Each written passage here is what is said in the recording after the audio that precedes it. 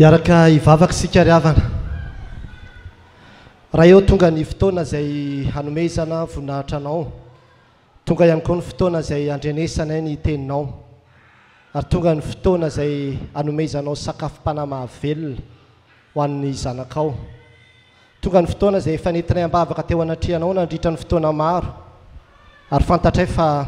sitraka ao indrindra ny sin'izao fotoana izao mba ahafahana mampiorina anay amin'ny finoana ka tsy hampivezivezy ny eritreritray, fa hanananay antoka amin'ity anio ity raha mialy eto izahay, fa manana an'izany famonjeny izany izahay noho ny amin'ny Jesosy Kristy izay maty sy nitsangana tamin'ny maty ho anay. Raha eo, raha mijoro eto ny tenako ankehitriny dia fantatro fa mijoro miaraka amin'nketo ianao, ary ianao mihitsy nao ka hiteny, ianao ka mpianatra, atao fitaovana fotsiny ihany ny tenako, ary mitenena amin'reto mpanomponao reto fa mangetahetanao ireo matotonga eto, ary ianao nefa niteny hoe sambatra izay nona sy mangetahetany fahamarinana fa izy novikisana. Koa dia mitenena aminay raha eo araka ny fombanao, fa miaino izay mpanomponao. Amen. Mamerina ny fiarabana amintsika rehetra amin'ny anaran'i Jesosy Kristy Tompo ry havana, ary faly ny tenako tafaraka aminareo nomen'ny tompo anjara izara izao fampianarana izao aminareo, ary misaotra manokana ny sampana tanora kristianina sy ny fiangonana tamin'ny fanasana. Ny lohateny izay niraisina moa dia hoe Jesosy Kristy maty sy nitsangana tamin'ny maty no antoko ny famonjena. Jesosy Kristy maty sy nitsangana tamin'ny maty no antoko ny famonjena.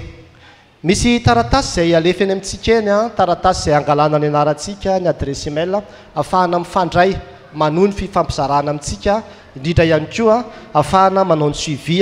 aoriana n'izao fotoana izay rahantsika izao. Ka raha sitraka ao ny fandray aminay dia manasanao zany ameno izay taratasy izay alefa mandehandeha eny amintsika rehetra eny izay. Andao raisitsika ny tenin'Andriamanitra ao amin'ny Jaona toko fa 7:40. Sokafo ny baibolinareo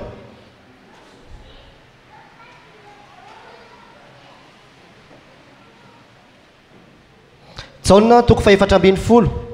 dia vakitsika manomboka amin'ny andininy voalohany ka hatramin'ny andininy fa 7.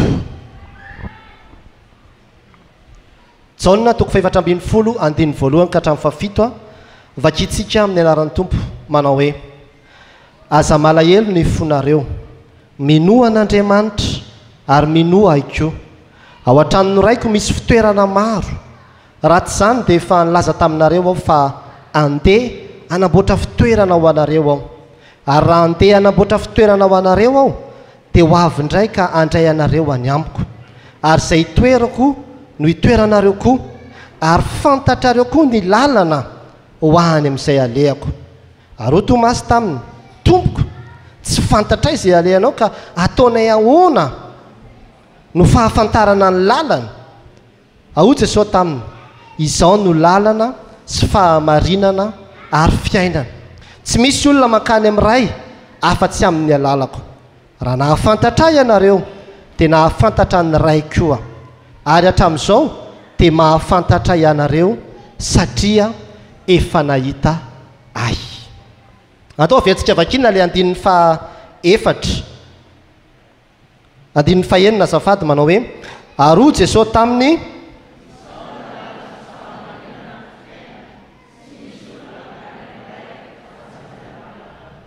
averitsika ihany maraka tsara, isa 2, izao no lalana sy fahamarinana ary fiainana. Tsy misy olona mankany amin'ray afa-tsy amin'ny alalako. Zavatra telo no resahantsika amin'ity anio ity. Voalohany dia resaka amintsika amin'izany hoe Jesosy no lalana, ary amin'ny faharoa dia resaka amintsika mahakasika an'izany hoe Jesosy no fahamarinana, ary amin'ny fahatelo dia ho resahantsika nydika izany hoe Jesosy no fiainana. Andeha aloha raisitsika voalohany hoe Jesosy no lalana. Ozy manao hoe izao no lalana. Miresaka lalana be dia be izy ao satria eo ambony ao izy zany dia miteny hoe andeha ao izy ho any amina toerana izay tsy fantatrareo. tsy mbola hita anareo fa hanamboatra zavatra ho anareo dia hitondra anareo any koa dia nanontany Tomasy hoe aizy zany lalana zany atoroy anay zany lalana zany fa zavatra tsy hitanay ahoana ny anarahanay anao makany dia hoy Jesosy manao hoe izao no lalana izao ny lalana Jesosy Kristy ny lalana rehefa miteny io zay izao ny lalana dia amin'ny teny frantsay hoe le chemin haitsika tsara ny dikan'izany atao hoe article défini zany izy tsy niteny hoe un chemin tsy hoe za dia lalana anankiray fa hoe izao no lalana zany hoe tena lalana tokana io zany lalana tokana io tsy misy lalana akoatran'io lalana zay ambaran'i Jesosy Kristy io zay no mahatonga azy miteny hoe izao no lalana je suis le chemin raha te ho any an-danitra raha te hanantona an'Andriamanitra raha te hifandray amin'Andriamanitra raha te ho any amin'ilay toerana zay amboariko anareo raha te hanakaiky an'Andriamanitra dia tsy maintsy mandalo amin'izay lalana zay tsy iza fa izao hoy Jesosy amin'izao fotoana izao ny fiarahamonina iainantsika dia fiarahamonina izay mieritreritra hoe tout chemin mène à Rome amin'ny fomba fitenena azy théolojika dia hoe pluralistique théologie pluralistique zany hoe pluriel ny lalana raha mitenana hoe ity irery ihany ny lalana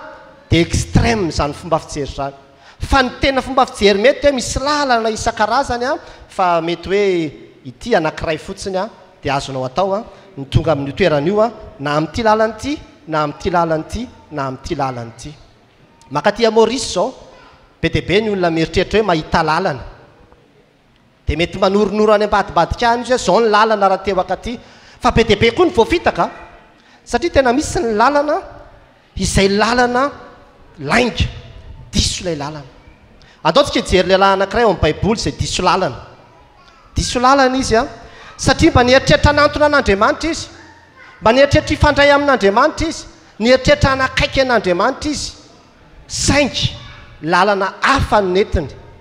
dia tsy nahita izy an'Andriamanitra Kaina no anaran'izay lehilahy zay ndova kitsika amin'ny baibolitsika any amin'ny Genesis toko 4 Genesis toko 4 vakitsika indray manomboka amin'ny andininy voalohany ka hatramin'ny andininy 5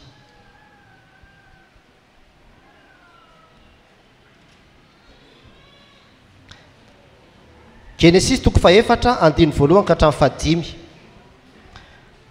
vakitsika miaraka ihany dia ataontsika mafy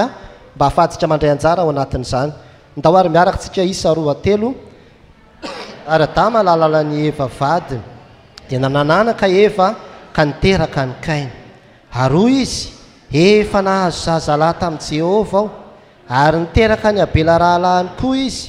ary Abela dia mpiandry ondry fa Kaina kosa mpiasa tany ary rehefa afaka elaela dia nitondrany Kaina ny vokatry ny tany ho fanatitra ho an'i Jehovah dia nitondrany Abela kosa ny voalohan-terak'ondriny dia izay matavy ary Jehovah nankasitraka ny Abela mba ny fanatiny fa Kaina mba ny fanatiny kosa tsy mba nankasitrahany dia tezitra indrindra Kaina sady nanjombona ny tarehiny eo tsika dia mahita mpirahalahy zanaka Adama sy Eva izy mirahalahy reo ny anaran'ilay zokony dia antsoina hoe Kaina ilay zandriny dia antsoina hoe Abela i Kaina dia mpiasa tany i Abela kosa dia mpiandry ondry afaka kelikely izy io zany ny fanatitra voalohany nataon'ny olombelona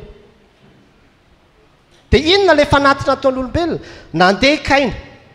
ny zavatra netiny dia vokatry ny tany zany vokatry ny tany zany mety misy karaoty ao mety misy voatabia ao mety misy laisoa ao dia asa zay fomba nanolorany azy na natolony tamin'ny sobika ave sa natolony amin'ny mahafanatitra azy dia nidorany dia mba eritrereto ihany zany karaoty atono laisoa atono voatabia atono dia na izatso Andriamanitra raha mety tsy niekeko ilay izy tsy nieken'Andriamanitra ilay izy ozy Andriamanitra hoe tsy Kaina mba amin'ny fanatitra zay nataony dia nilavin'Andriamanitra nefa i Kaina zany nanana eritreritra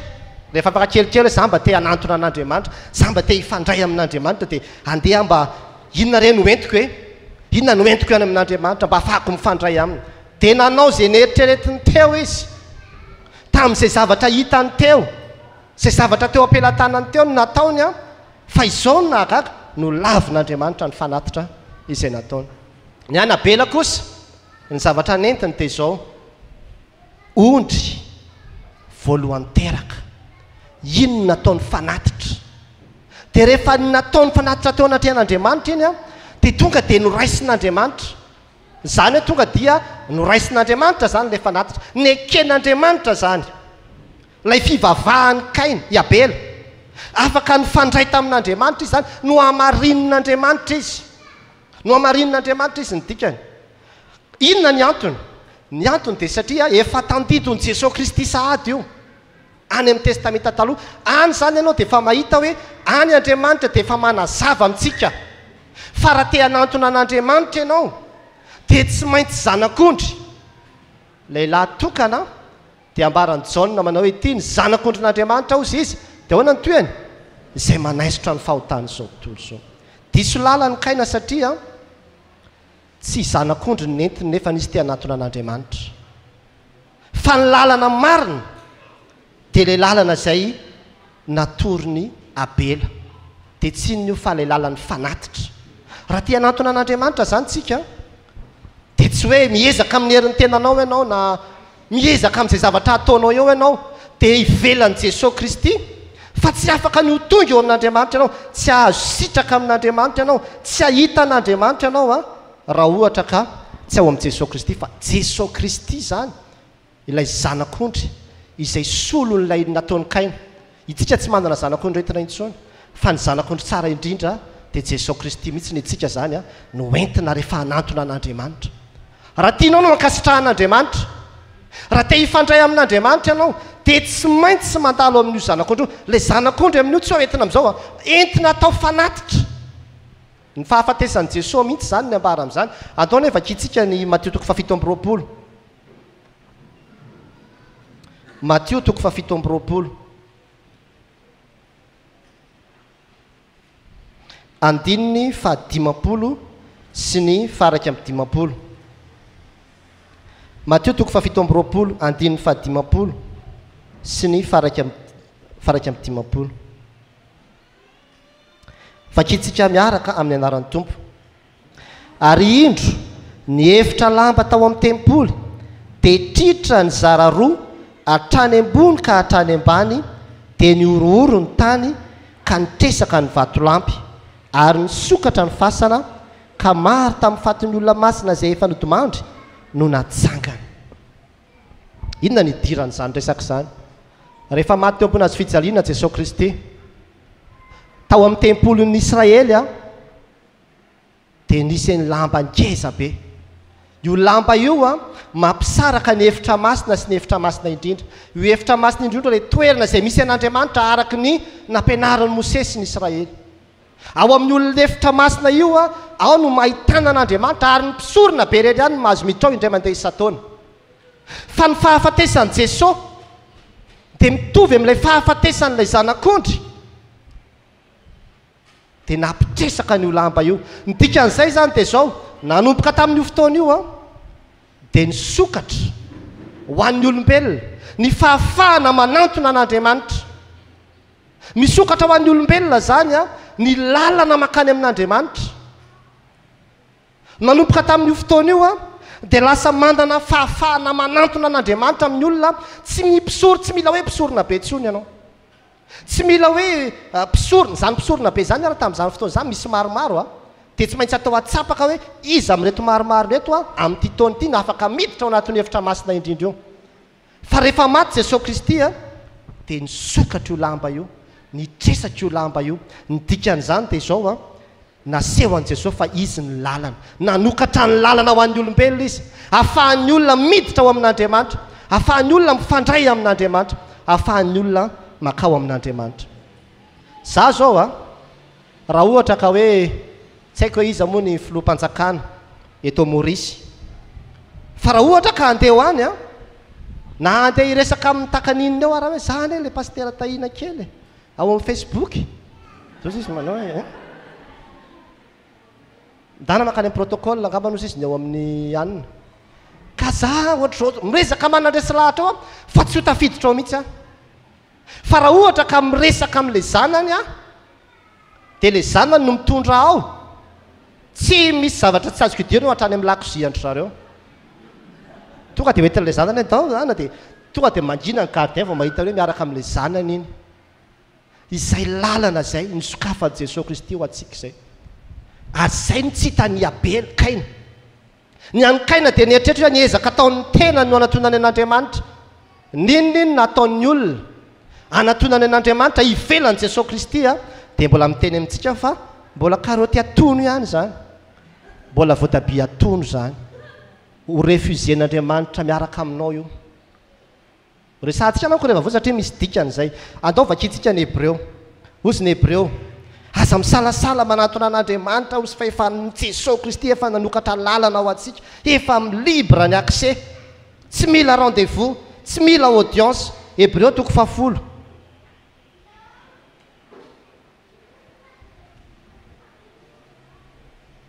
Hebreo 10 ny andiny 7:20 ka hatramin'ny 2:20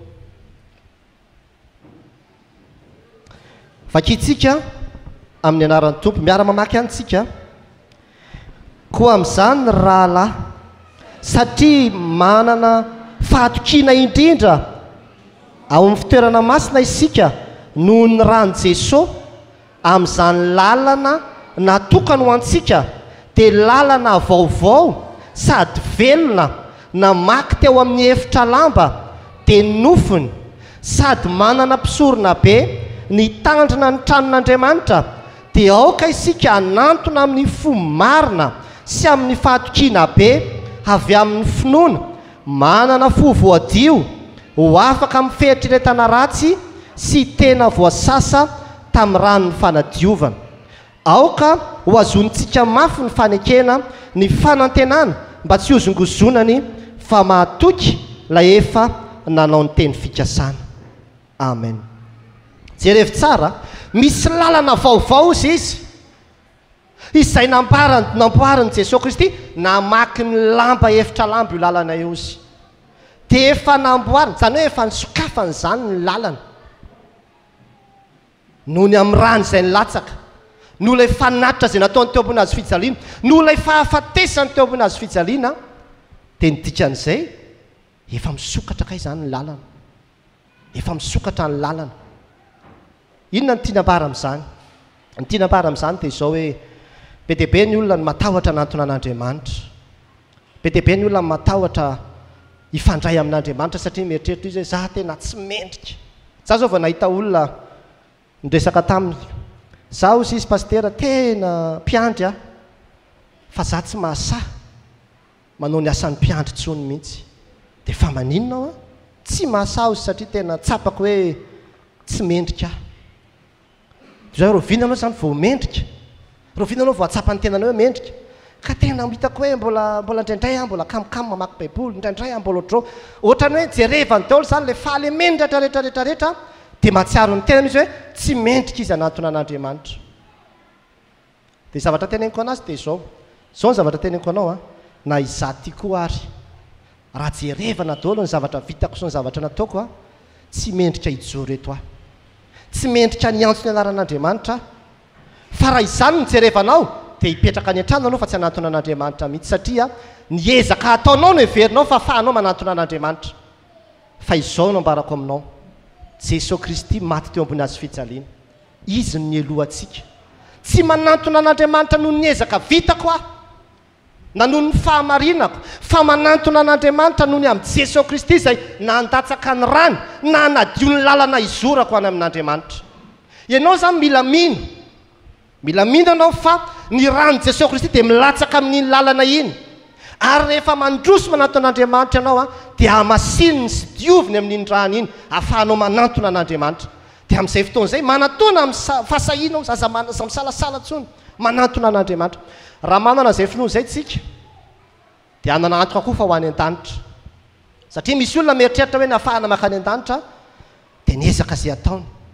dia tsy mety vita tsy manana mahatsapa foana hoe ohatrany tsy mety ho tonga any an-danitra mihitsy satria tsy mety vita mihitsy mety misy zavatra tsy vitako misy zavatra tsy tanterako misy zavatra ohatran'izao kely foana amin'ny maha-olombelona tsika ravana dia tsy mbola ho anjely mihitsy isika didiny-pahalemena isika didiny-pahotana isika fa rehefa manantona an'Andriamanitra ianao dia banjiny foana ilay rany zanak'Andriamanitra izay efa nafafy ny teny amin'ny lalana iny lalana vaovao io lalana vaovoatra io lalana tsara io ka i Jesosy mihitsy io lalana io dia rehefa mandeha amin'io lalana io ianao dia libre ny accès tsy misy audience tsy tonga dia afaka manantona an'Andriamanitra ianao matetika rehefa mivavaka dia manao an'izao vavaka izao Andriamanitra manantony eto anatrihanao zay tsy noho ny ezaka vitanay na noho ny fahatsaranay fa noho ny asa-pamonjena izay nataon'i Jesosy teo ambony hazo fijaliana dia afaka manantony eto izay androany ninona vitanao maly afaka manana fihavanana amin'Andriamanitra ianao afaka mifandray amin'Andriamanitra ianao afaka tonga dia miditra ao amin'ny efitra masina indrindra ianao afaka tonga ho zanak'Andriamanitra ianao raha tsy ny zavatra vitanao maly ny jerevanao fa ny zavatra vitan'i Jesosy teo ambony hazo fijaliana ho anao nisy olona anankiray niditra anakany an-danitra dia rehefa tonga teo izy dia ozy izy manao hoe ozy le anjely asy io anjely io fotsy le anjely hoe zao tsy tafiditra ato ianao raha tsy mahafeno isa zato tantarao daholo izy zavatra rehetra ahafahanao mameno an'ilay isa zato dia niteny izy manao hoe za tompoko teny ambonin'ny tany tena nafana fo be mihitsy tamin'ny fanompona an'Andriamanitra ary tena anisany nanangana fiangonana izay nanao tafika masina izay dia ozy ilay anjely hoe tsara be zany mahazo isa roa ianao dia taitra izy hoe roa ve za tompoko izy izy ay ty tsara be ty ozy nahita hevitra izy za tompoko tsy nijangajanga mihitsy nanaja ny vadiko aho na dia teo aza le olona be deaibe izay nitady ana tena nijoro tena tsy tena hoe nahatoky ary fantatr'Andriamanitra zany anontany io Andriamanitra fa fantany za fa tena tsy nijangajanga mihitsy tsy niaraka tamin'ny olona ankoatra ny vadiko dia ozy le anjely hoe tena mahazo 0,5 ianao plus 2,5 zany ny notinao aiza koa 2,5 fotsiny fa zany izy ie teo izy dia nianahana teo inona ary fa ohatrany efa navoakako ny jokera mbola 0,5 dia niteny ndray izy za tompoko izy izy nitory filazantsara nisy olona tao ambadika ny tranay nitoriko filazantsara teny bebaka dia lasa mpiandro io olona io tena fifaliana be ho anahy mihitsy zany tena vita be koa tamin'ny fitoriana fa mandeha mitety any ambanivohitra any zay misy olona be dia be portaporta nataonay efa zao tsara be zany miampiray ny isanao izy 3,5 zany notonao sur 100 to raha tsemboka amin'izay le lehilahy maty afa tena ho very androany izy tsy hitako tsony izay teny eny dia ozy raha izany tompoko ny fahasoavan'Andriamanitra sy ny famondram-pony sisa ny afahako miditra ao fa tsy hitako tsony izay teny eny dia ozy nanjely feno ilay isa zato mahazo miditra ianao fahasoavana ny amonjenanareo sisy fanomezana maimaim-pona tsy avy amin'ny asa fandrao isirehare tsy ny asa nataonao ny amonjenanao fa ny asa nataony Jesosy teo ambony hazo fijaliana fa raha mbola ny asa nataonao ny heverinao fa amonjenanao dia ireharenao hoe nahavita be 0,5 ny azonao fa raha ny asa nataony Jesosy teo ambony hazo fijaliana ny mpanjininao dia amin'izay fotoana izay ozy ianao hoe tia ny asa izay ataoko tony ilainy tony ahazona point tony fa tsy tony ny andehanako makany an-danitra fa ny afahako makany an-danitra dia izao ihany mino fa Jesosy efa nialo lalana misy raha milatsaka amin'ny lalana makany an-danitra iny raha n'ilay zanak'Andriamanitra mandeha amin'izay lalana izany hoe mila mino ianao fa mato anao teo ambony hazo fijaliana Jesosy ary ny rano izay nilatsaka teo amin'izany hazo fijaliana izany no manadio anao dia izay no ahafahanao mianana miditra makany an-danitra izay le hoe Jesosy ny lalana tsisy lalana ankoatran'izay tsisy raha ilaina ankoatran'izay natao ihany ny raha ny zanak'ondry natao ihany ny raha ny biby fa ozy Andriamanitra tsy mila tsony fa ity raty ampy ny raha ny zanako manomboka androany arariavana aza manamelo tena dia mieritreritra ny tena hoe tsy mendrika aza mieritreritra ny tena hoe mpanota be tsisy ilavana azy noho ny amin'i Jesosy Kristy dia lasa olo-marina ianao noho ny amin'ny finoana ny asa-pamonjena nataon'i Kristy dia lasa olona masina ianao tena mendrika ianao hanao ny asan'Andriamanitra tena mendrika ianao any an-danitra tsy mijery ny omaly zany tsy mijery ny zavatra nataonao fakomaly zany fa mijery ny hazo fijaliana isika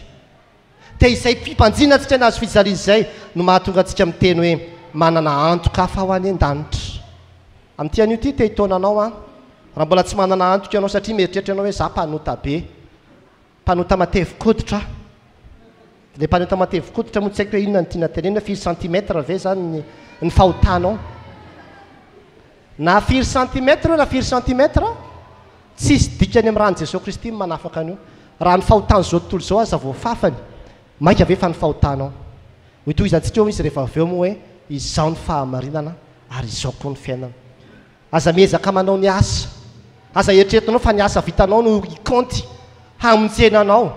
fa tsy hahafahana mamonjy atsika izany fa ny asa vitan'i Jesosy Kristy ihany raha tia nanantoka ny famonjena renao amin'ity an'io ty a mpanjindo lay efa maty ho anao teo ambony azy fijaliana Jesosy Kristy no anarany io lay fanatitra nataony Abela zanak'ondro ny nentiny dia vao nitondra n'io zanak'ondro vao nanonona n'io fotsiny izy dia tonga dia accepté na azo vizany hiditra tao an-danitra tonga dia nisokatra ny lalana ary tsy mba viza hoe temporaire fa tena tonga dia inona moa filazana zay raha tsy temporaire dia inona moa zany permanent tonga dia lasa zanatany raha tianao no lasa zanatany any an-danitra any a tsy maintsy mandeha amin'izay zay mahalala anazy ozy manao hoe tsisy makany amin'ny ray fa tsy amin'ny alalako izy izy tsy tafiditra any ianao raha tsy miaraka amin'ny Jesosy dia aza misaraka amin'ny Jesosy Jesosy ndao hiaraka amiko rehefa miaraka aminy ianao misokatra daholo ny lanitra entiny mandehandeha araka ny lanitra ianao tena hoe misokatra daholo ny zavatra satria miaraka amin'ny Jesosy ianao araka nabaraka toera fa miaraka amin'ilay zanak'ilay tompontrano ianao a na miaraka amin'ny zanak'ilay mpitondra ianao a dia tafiditra hatrany an-takoziany ianao hitanao daholo ny zavatra rehetrarehetra ampahafantariny ianao daholo zay ny avantagentsika ao amin'i Jesosy Kristy Jesosy ny lalana angamba ianao hatramin'izay mety mbola tsy nanana antoka mihitsy ao any an-danitra mety tsy mbola nanana antoka ianao any an-danitra mety nanana antoka ianao tamin'ny roa arivo taona tamin'ny roa arivo taona lasa mbola tsisy teraka tsika tamin'ny 2000 ho zany hoe tamin'izany a tena mivavaka be a dia avy eo taty aoriana somary nankatsitsika teny diana dia lasa tsy manana antoka ntsony a ny amin'ny famonjenana ambarako aminao amin'ity an'io ty fa afaka nianana antoka ianao zao dia zao raha ohatra ka mandroso manantona an'Andriamanitra mitondra ilay fanatitra ankasitrahana dia ilay Jesosy Kristy ilay ranony latsaka ambaranao Andriamanitra ho mino a fa Jesosy dia nanadio ato eo ambony azy fijaliana ny fahafatesany ny rany ny fahafatesany dia fanatitra ankasitrahan'Andriamanitra rehefa tonononao io tsy afaka tsy handray anao Andriamanitra tsy afaka handany tenany izy fa tsy maintsy mandray anao izy satria io ilay fanatitra ankasitrahan'Andriamanitra amin'ity an'io ty ary manatona an'Andriamanitra amin'izay amin'ny fahasahiana ozy ny Hebreo fa efa nisy mpisorona be ny alohantsika Jesosy Kristy nanamboatra lalana vaovao atsika dia ilay rano izay nilatsaka rehefa mandray any rano Jesosy Kristy ianao izy ianao hoe Jesosy ny ranao manodio aho dia amin'izao fotoana izao manantony eo anatrianao aho dia izay vavaka izay a ataonao amin'ny finoana fa zany nambaran'ny boky ny Hebreo a finoana ozy izy no nanatera ny Abela ny fanatitra dia nankasitrahana sy nohamarinan'Andriamanitra izy manana finoana anao zany hoe voadioan'ny Kristy a le fahotana rehetrarehetra izay vitanao ambarako ihany a fa farahana zanak'Andriamanitra io fa tsy rahan'olombelona zay no mahatonga an'io manadio ny otantsika rehetrarehetra io manadio ny feritreretantsika rehetrarehetra io zay nambarany teo any amin'ny Hebreo teo amin'ny feritreretana ratsy rehetra iny le culpabilité iny ao anatika eo misy culpabilité foana e misy fisalasalana foanao hoe tsy voavonjy ianao tsy ho any an-danitra ianao raha maty zao ianao any amin'ny elo ianao zao ho an'ny olona tsy mino an Jesosy no miteny an'izany fa raha olona resy lahatra ny amin'ny asa mpamonjenana ataon'i Jesosy teo ambony azy fijaliana tazomo izay finoana izay fa izay no hamonjenanao andao hivavaka tsika aloha dia hiteny ianao hoe Jesosy ianao ny lalana mino a fa maty ho ato ambony azy fijaliana anao a amen zay vavaka fo kely izay a dia mahatonga anao ho tafiditra avy hatrany ao amin'Andriamanitra aza misalasala tsoa manantona an'Andriamanitra fa ny rano Jesosy Kristy no manokatra ny lalana ao antsika hivavaka mangina isika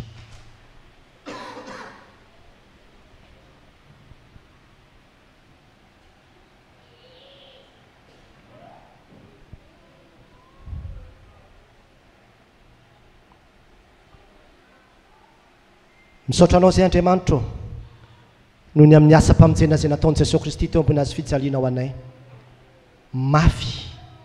Mafy ny aretan'ny diakapoka sy ny fantsika, kanefa tsy maintsy niaritra n'izany izy, satria raha tsy izany tsy afaka manantona anao izay ankehitriny. Raha tsy izany tsy afaka miroso eo anatrehanao izay ankehitriny. Ndreto izay Andriamanitra, mandre zany filazantsara izany, fa ianao ilay maty teo ambony azy fijaliana no nanokatra ny lamba, manokatra ny lalana. Ianao ilay vavahady izay idiranay, ianao nefa nanadio ny lalanay tamin'ny rahanao, ahafahanay manantona an'Andriamanitra. Manantona anao izay Andriamanitra ankehitriny, manantona anao eo amin'ny seza fiandriananao izay ankehitriny, ary tsy misalasala satria efa fantatray fa maty ho anay teo ambony azy fijaliana Jesosy Kristy.